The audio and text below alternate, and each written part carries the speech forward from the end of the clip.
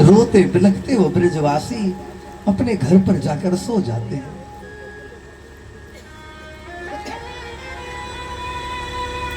अब जो ही वो रथ आता दिखाई दिया, मधुमंगल की दृष्टि पड़ती है।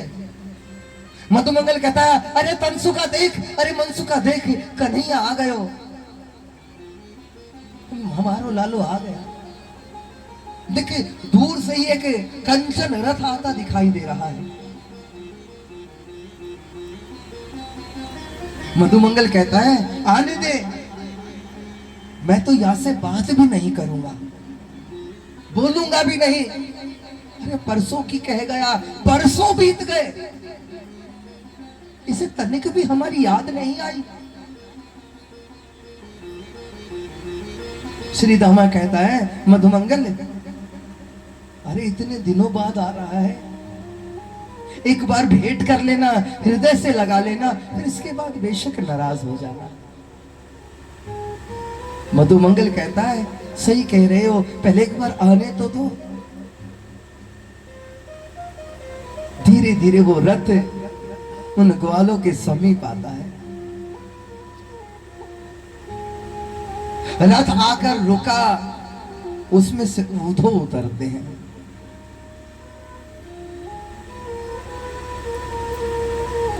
ब्रजवासी उधो से कहने लगे, अरे भैया नेक हट, हमें अपने कन्हैया के दर्शन तो करने दे। उधो कहता है कि कृष्ण नहीं आया। एक बार तो सुना नहीं, फिर दोबारा कहते हैं कि कृष्ण नहीं आया।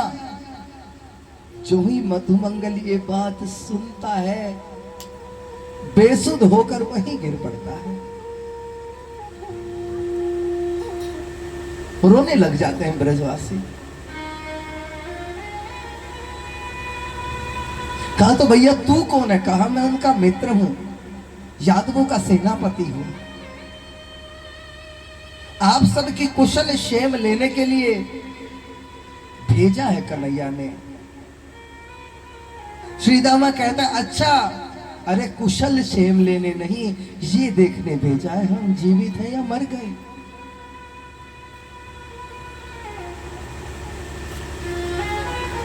कुशल क्षेम लेने नहीं आए हो तो। ऊधो क्या देखता है?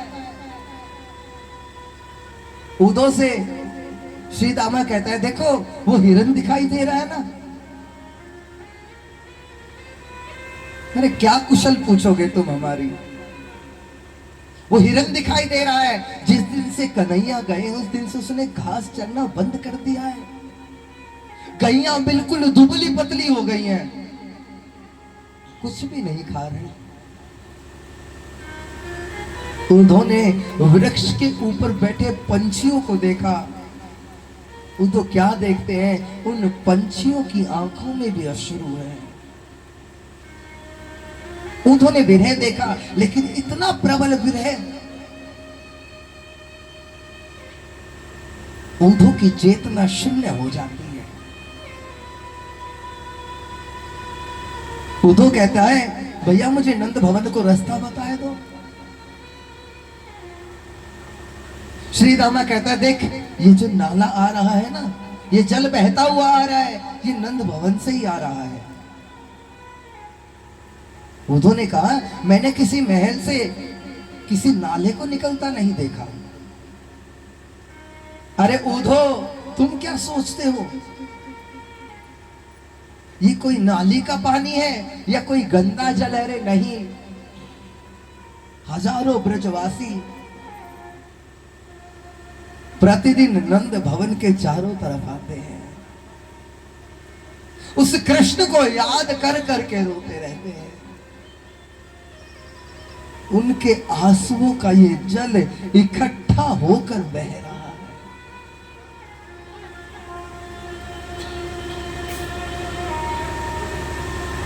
ऊधो उस नाले के साथ साथ नंद भवन पहुंच जाते हैं। नंद भवन ऐसा दिखाई दे रहा था जैसे सालों से खंडर पड़ा हो।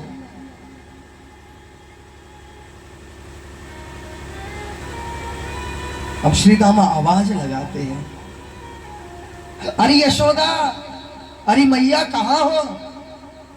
मैया अंदर से आती है, बिल्कुल दुबली पतली, एक एक हड्डी मैया यशोदा की दिखाई दे रही है, आंखों से दिखना बंद हो गया है। आकर श्री दामा को डांटती है, ए लाला चुप हो, तेरे को पता नहीं है अभी अभी तो कन्हैया सोया है। ऐसे चिल्लाएगो तो वो उठ जाएगो लाला।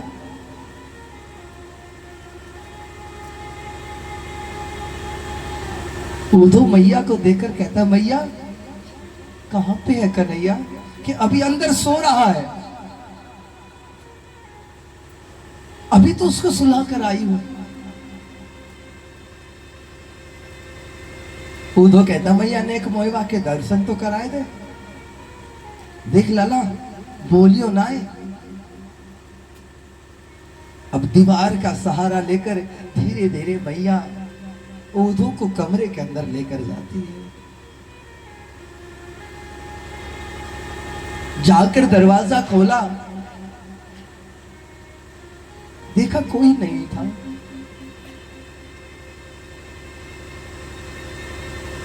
ये देखकर मैया नीचे गिर जाती है, रोने लग जाती है, अरे वो तो चलो गए, वो तो मुझे छोड़कर चला गया। तभी बाबा आते हैं, नंद बाबा।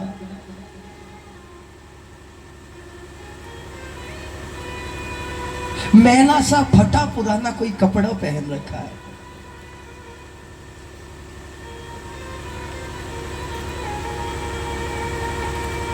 पैरों में रक्त दिखाई दे रहा है, दुनिया भर के घाव हैं पैरों में। सीतामा कहता, उद्धव ये नंद बाबा के पैर देख रहे हो ना, क्या सोचते कुछ लगा है? प्रतिदिन नंद बाबा को कन्हैया पादुका लाकर पहनाते थे, लेकिन जिस दिन से कन्हैया गए हैं नंद बाबा ने पादुका नहीं पहनी। जो ये बगलबंद पहने हैं ना, ये वो बगलबंद है जिसको पहनकर अंतिम बार कन्हैया को हृदय से लगाया था, आज तक उतारा नहीं इसे। नंद बाबा क्या करते थे, जब कन्हैया सोता था अपने कपड़ों को उसके नीचे चद्दर की तरह बिछा देते थे। कन्हैया की सुगंध उन वस्त्रों से आती थी। जो ही नंद बाबा वो काली कमलिया देखते कहते हैं, लाला ये कमलिया मोहे दे दे।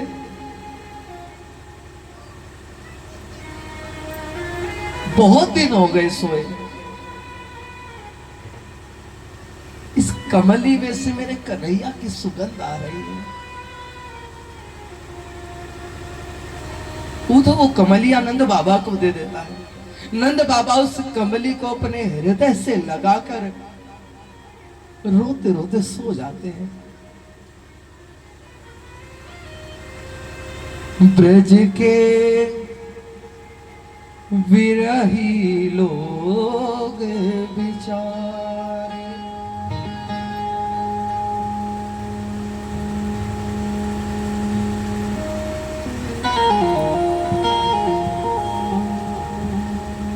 ब्रज के विरही लोग बेचारे। उद्धव की चेतना शून्य हो गई। अरे क्या ज्ञान देने आएगा तुमको, क्या ज्ञान देगा?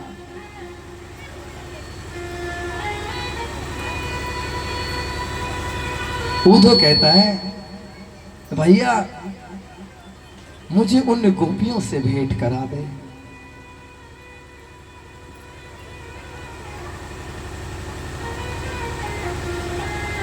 विरह वन के अंदर तप्त कांचन गौरांगी श्री किशोरी जी एक शिला पर बैठी हैं। सभी गोपियां उन्हें घेरे बैठी हैं। एक सखी कहती है, अरे बहन, शाम को जब सोई ना, शाम को कन्हैया आया,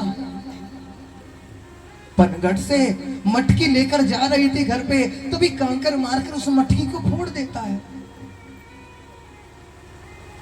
मैंने कहा, अरे कन्हैया ये क्या किया? कहा, अरे सखी तू कई दिनों से नहाई नहीं है ना। उसको पकड़ने ही वाली थी कि आंख खुल गई।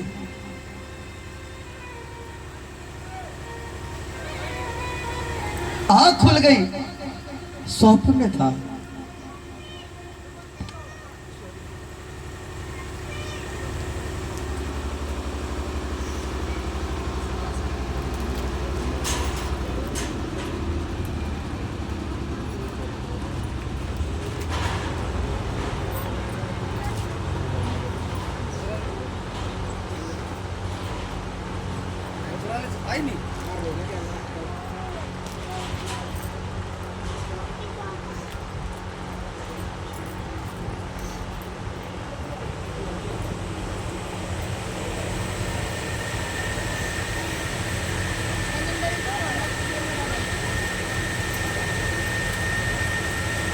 श्री राधा।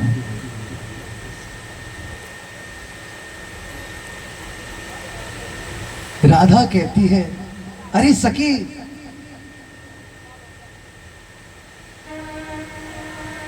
अरे तुझे स्वप्न में तो दिखा। जिस दिन से कन्हैया गया है ना, मुझे तो स्वप्न ही नहीं आ रहा। जिस दिन से गया उस दिन से स्वप्न आने ही बंद हो गए।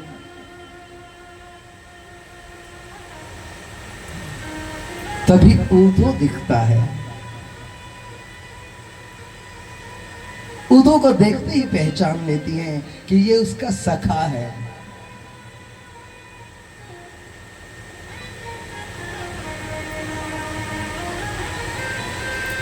श्री जी ने अपने मुखमंडल से बस एक गीत गाया है, भ्रमर गीत। तभी एक भंवरा उड़कर वहां आता है। उस भंवरे को देखकर वो गोपियां कहती है, अरे भंवरे, तू उस कृष्ण का मित्र है ना? तेरा रंग भी उस जैसा है और तेरा स्वभाव भी।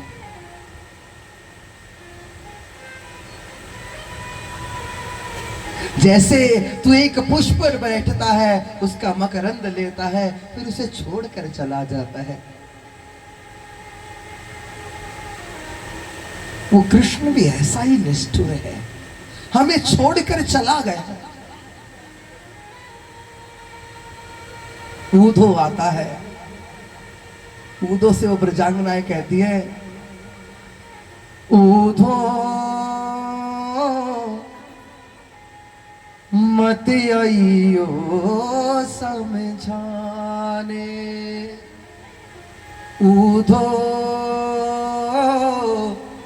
मत आइयो समझाने, जाके कांटा लगे वही जाने, ऊधो मत आइयो समझाने, ऊधो मत आइयो समझाने।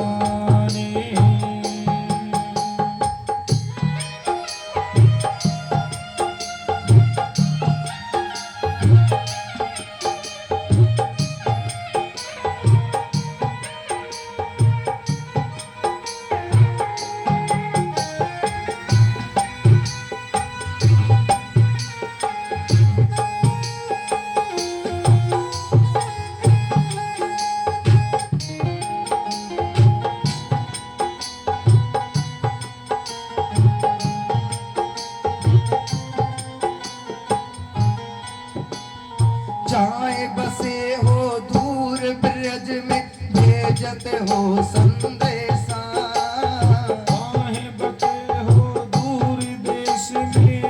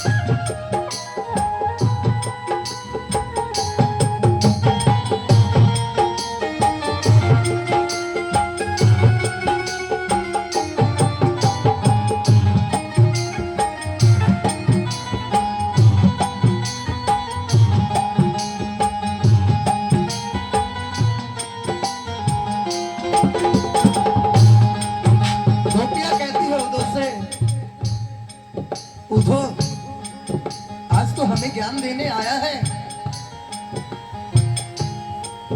अरे हमें छोड़कर वहां जाकर बस गया, आज संदेश भेज रहा है।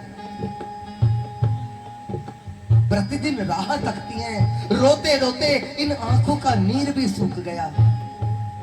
ऊधो मत आइयो समझाने, ऊधो मत आइयो समझाने।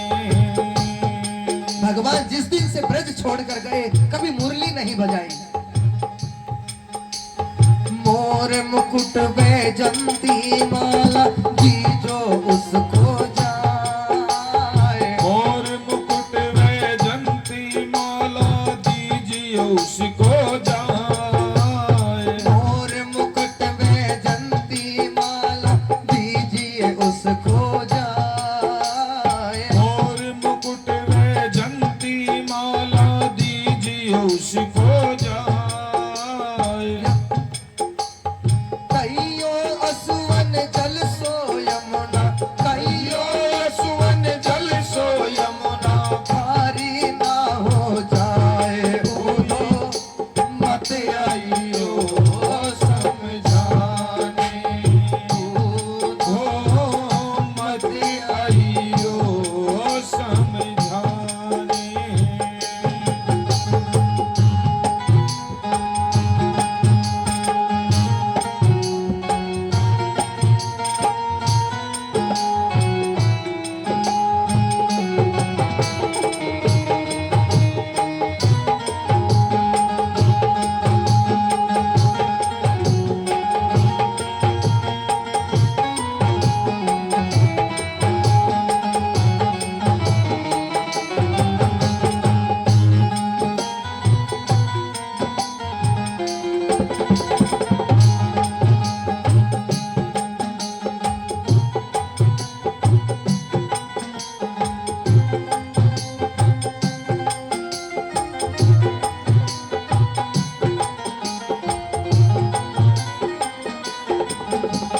छोड़ गयो हो नंद दुलारे राधा को सांवरिया।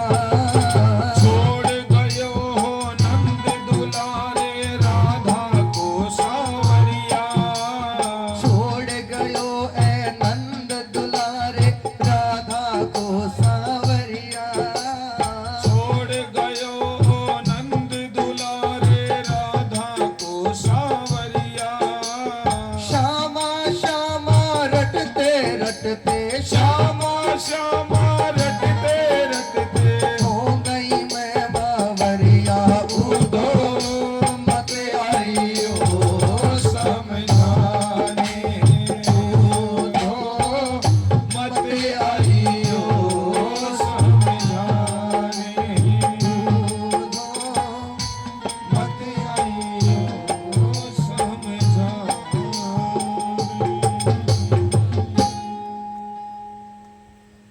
ऊधो मत आइयो समझाने।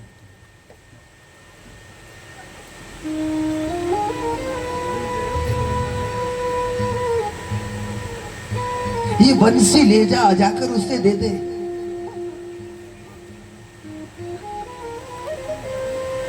कहते हैं भक्तों, जो ऊधो ये कह रहे थे कि कन्हैया सुबह जाऊंगा, शाम को उन गोपियों को ज्ञान सिखाकर वापस आ जाऊंगा। अब गोपियां उस ऊधो को ज्ञान सिखा रही है। ब्रज में ऊधो को बड़ा महत्व दिया जाता है। क्यों? अर्जुन श्री कृष्ण भगवान का शिष्य है, लेकिन ऊधो हमारे श्री किशोरी जी का शिष्य है। 6 महीने तक लाडली जी के चरणों में बैठकर प्रेम सीखता है। हो ये तो प्रेम की बात है ऊधो, बंदगी तेरे वश बस की नहीं है।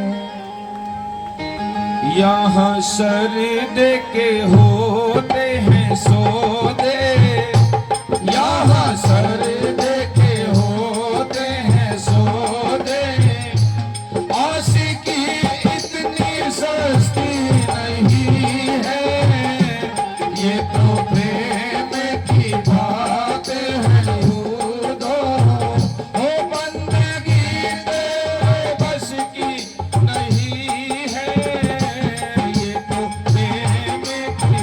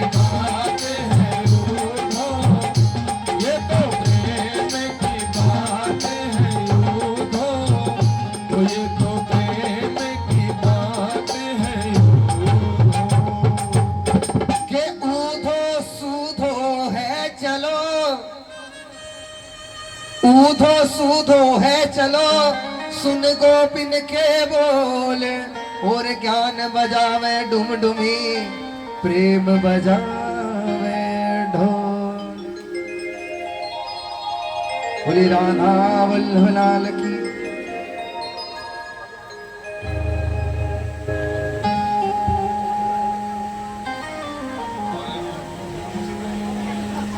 अब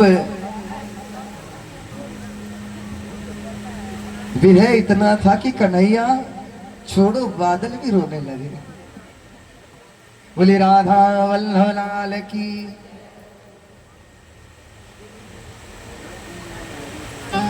तो भक्तों,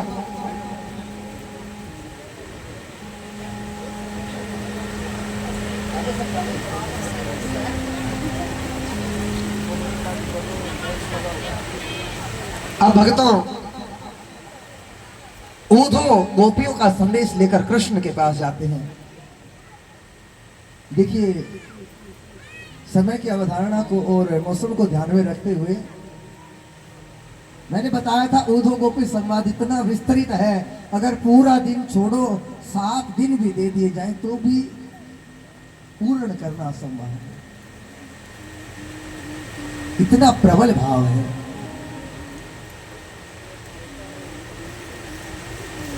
अब प्रभु ऊधो से भेंट करते हैं। ऊधो के अंदर वो प्रेम दिखाई देता है जिसके लिए ब्रज में भेजा था।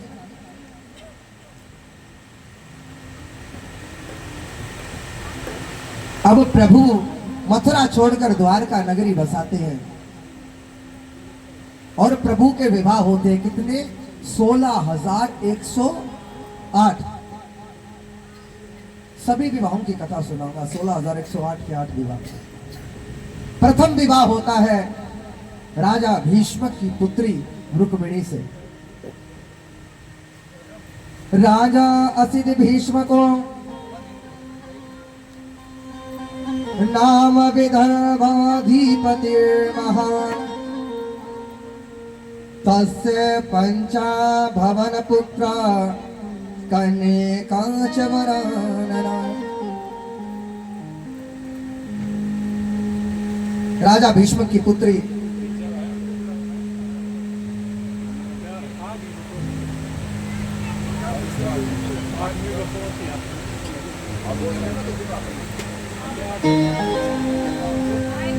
अब विदर्भ देश के राजा भीष्मक, उनकी पुत्री थी रुक्मिणी। 5 भाई थे।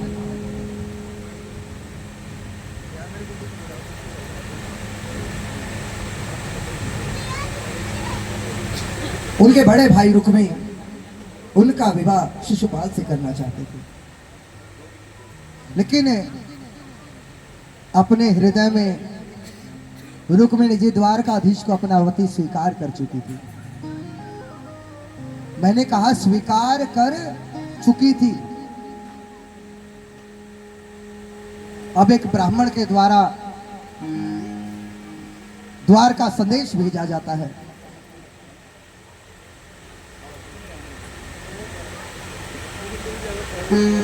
रुक्मिणी ने पत्र लिखा।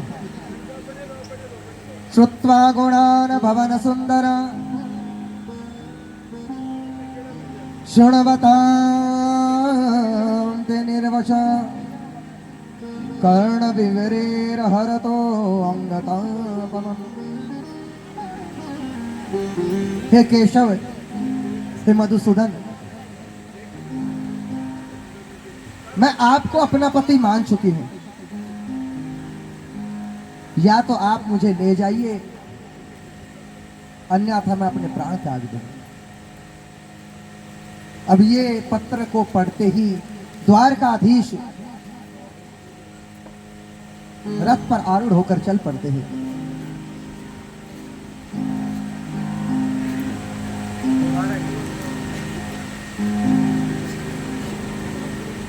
अब माता ने लिखा था कि मैं गौरी की पूजा करने जाऊंगी।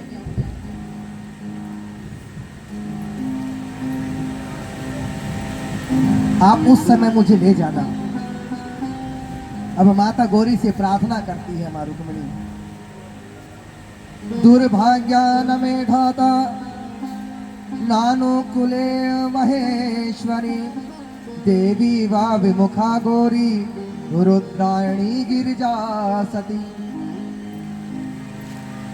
हे मां,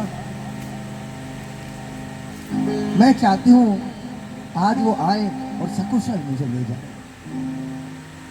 रथ पर आरूढ़ होकर कन्हैया आते हैं और सबके मध्य से मां रुक्मिणी को रथ पर आरूढ़ कराकर ले जाते हैं। बोलिए रुक्मिणी वल्लभनाथ की। देखिए, कथा से वंचित नहीं रखूंगा। ये पूरा प्रसंग मैं आपको कल सुना दूंगा, लेकिन छठे दिन का विराम रुक्मिणी मंगल पर ही होता है। चाहे कथा कहीं भी हो, विराम रुक्मिणी मंगल पर ही देना होता है। बोलिए रुक्मिणी वल्लभलाल की। तो चलिए